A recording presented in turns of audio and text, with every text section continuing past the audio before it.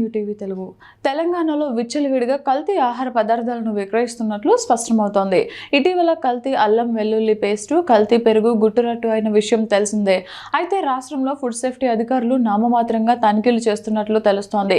గడిచిన 3 ఏళ్లలో 14,312 food శాంపిల్స్ను testing చేయగా కేవలం 16 లైసెన్సులు మాత్రమే రద్దు చేసినట్లు సమాచారం. అలాగే 0 క్రిమినల్ కేసులు నమోదు చేసినట్లు తెలుస్తోంది. అయితే ఇదే విషయంపై తెలంగాణ జాగృతి అధ్యక్షురాలు కవిత ట్వీట్ చేశారు. కల్తీ నిర్వాహకులను పట్టుకోవడంలో తెలంగాణ ప్రభుత్వం అలసత్వం వహిస్తుందని అన్నారు. తెలంగాణ ఫుడ్ సేఫ్టీ అధికారులు నామమాత్రపు తనిఖీలు చేస్తున్నారని తెలిపారు. నిందితులను శిక్షించడంలో విఫలమవుతున్నారని ట్వీట్ చేశారు. ప్రభుత్వ డేటా ప్రకారం ఫుడ్ శాంపిల్ టెస్టులు గణనీయంగా దాదాపు 46% తగ్గినట్లు తెలిపారు. అలాగే సివిల్ కేసులు కూడా 71% తగ్గిపోయినట్లు కవిత స్పష్టం చేశారు. 2024-25 ఆర్థిక సంవత్సరంలో ప్రభుత్వం ఒక్కటంటే ఒక్కటి కూడా క్రిమినల్ కేసు నమోదు చేయకపోవడం గమనార్హమని తెలిపారు. కేవలం ఒకే ఒక లైసెన్సును రద్దు చేసి చేతులు దులుపుకున్నారని మండిపడ్డారు. రాష్ట్రంలోని ఇతర రాజకీయ పార్టీలు కూడా ఈ విషయంపై పోరాడకపోవడం దురదృష్టకరమని అన్నారు.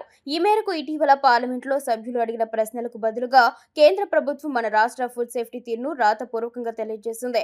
ఈ విషయాలను కవిత తన ట్వీట్లో ప్రస్తావించారు. ఇక శిక్షలు వేయడంలో, లైసెన్సులను రద్దు చేయడంలో తెలంగాణ రాష్ట్రంతో పోలిస్తే కర్ణాటక, కేరళ, ఏపీ తదితర రాష్ట్రాలు చాలా ముందున్నట్లు నివేదిక ద్వారా తెలుస్తోంది.